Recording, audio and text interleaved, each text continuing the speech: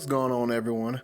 I'm back with another video, and today I'm going to be going over 5 tips on reasons why you're still losing in Street Fighter 5. And I don't mean that in any kind of insult at all. Honestly, this is more of just like a eye-opener, really. So I really hope this video helps someone out there, and if it does, hit that like button. Alright, so without further ado, let's go ahead and get this video started.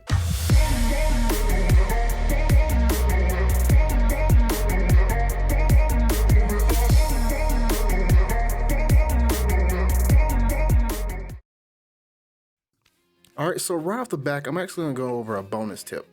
And this is mostly for new players and novice players still trying to learn the game. So I'm going to be talking about ways on how to improve your neutral game. And if you don't know what that is, neutral just means whenever either player doesn't have a disadvantage or an advantage. And I won't go into extensive details, but enough to give new players a rundown on how to level up their game. So if you're used to playing other fighting games and then you come over to Street Fighter, your mindset has to be changed dramatically. So fast games such as Tekken and Dragon Ball FighterZ can cause you to form bad habits, constantly being on the offensive and possibly pressing buttons. While Street Fighter 5 focuses more on neutral control and footsie awareness, even though some would argue that Street Fighter 5 is not the most footsie based as its predecessor, it still is based around those premises. So bad habits like constantly jumping in and using unsafe special moves can be a quick way for you to lose the match. I'll try to quickly show some examples.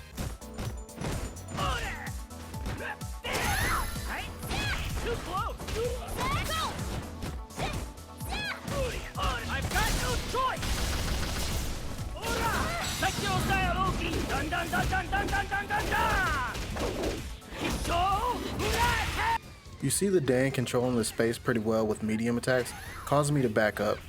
They're normally the safest option when it comes to controlling neutral. Now here you see me do a heavy attack, here you see it miss and it puts my character Lucia in an unsafe situation. You always want to be careful about using heavy attacks. Commonly they have the best range, but in many cases they are the most unsafe moves to do if your opponent blocks the move or if you miss your heavy attack. So this is another thing you need to worry about when you're in neutral. So yeah, you can see I'm fighting against this Guile, and as the match progresses, he slowly gets back into the corner. Getting into the corner is the quickest way to lose a match as well. Once you're in the corner, your options are very limited. Since many people try to jump to get out of the corner, it becomes really easy to predict. If you find yourself in the situation, then be patient and try to go for a back throw. Doing that will switch sides with your opponent. Like I said, I don't want to dive too much into this, and I will put timestamps in the description below just in case you want to skip around. So let's go and get to the main part of the video. So the 5th reason that can be causing you to lose are falling for tick throws too much and not incorporating throws into your game plan. I understand that muscle memory will cause you to try to tech the throw sometimes, but in many cases you have to ask yourself, will this throw kill me, or will falling for my opponent's tick throw get me killed?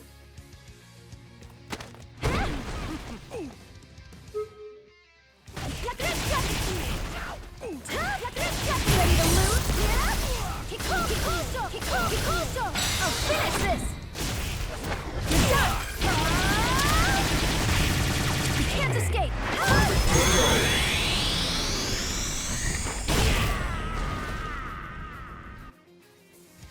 Now Capcom realized that throw loops were a problem and they nerfed them, making them harder to do. Unfortunately, they're still possible to do in the corner.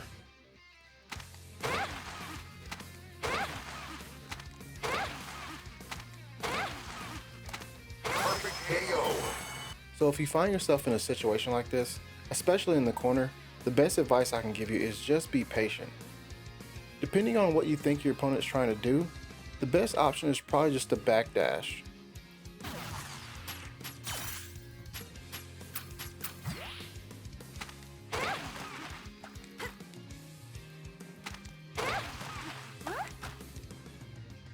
Now if you think your opponent's going to try to set you up with a tech throw, if you're outside of the corner, then you don't have to deal with throw loops. So that means you can probably just do a quick little jab check if your opponent tries to do another throw.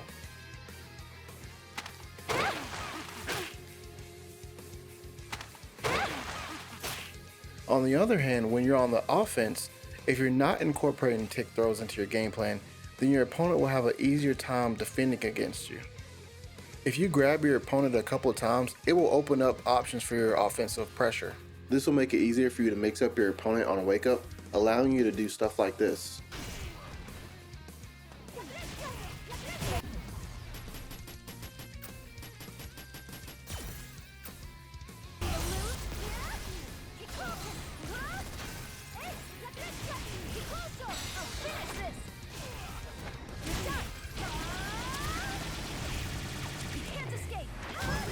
Alright, so the fourth reason why that might be causing you to lose is you're not punishing unsafe moves. I've seen players do a random dragon punch and then punish their opponent with a throw.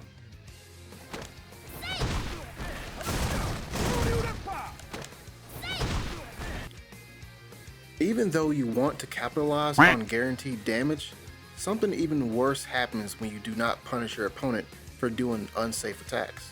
You encourage them to do unsafe moves because they don't feel the repercussions of being punished. And I'm not saying you have to punish your opponent with like the most damaging combos, but just enough to make them realize that they can't do unsafe attacks and get away with it. But if you don't know the highest damaging combo, that's okay too. Something basic like this.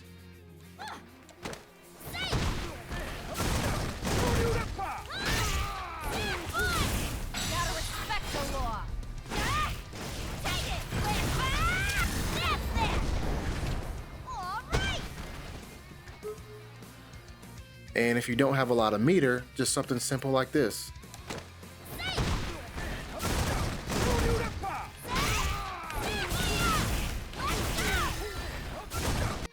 So dragon punches are probably one of the most unsafe moves in the game. Blocking one of those and then properly punishing can be the difference between winning and losing.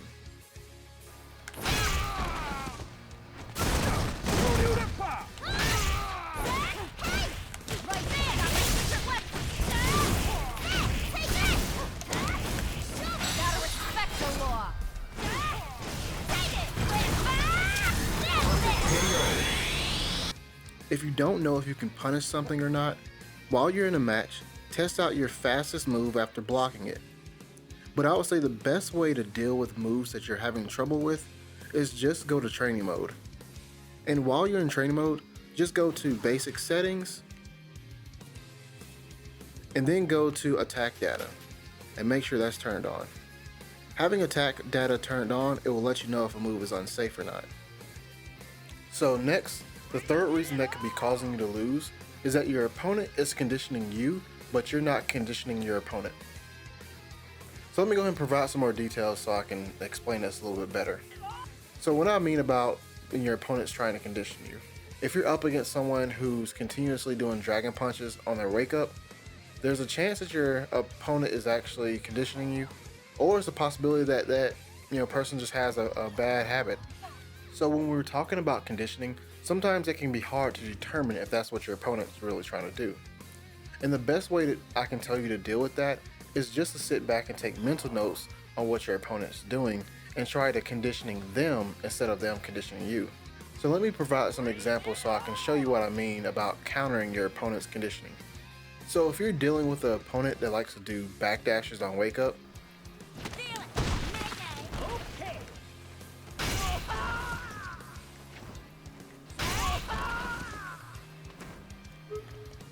so after noticing that your opponent is backdashing so much, you can actually cash in that knowledge later on instead of trying to counter it early in the match. For instance, if it's like the last round of the match and you score a knockdown, you can go ahead and cash in that knowledge that your opponent's going to backdash with a punish.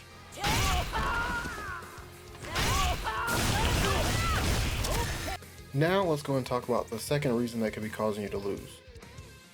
And that's harping on scrambles. Nothing will cause you to lose faster than zeroing in on shortcomings.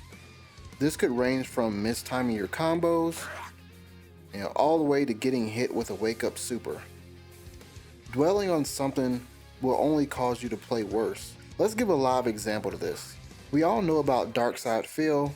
He's a terrible person, but even more of a terrible Street Fighter V player. Now I'm going to be using one of his old clips, but it still explains what I mean when I talk about harping on scrambles. Commonly you'll actually see Darkside Phil doing pretty good in his fights, but then something will happen and then he'll just start complaining, and then it'll just snowball into a loss. Can't block a cross up. Now notice this cross up right here, and remember that Darkside Field actually blocked it.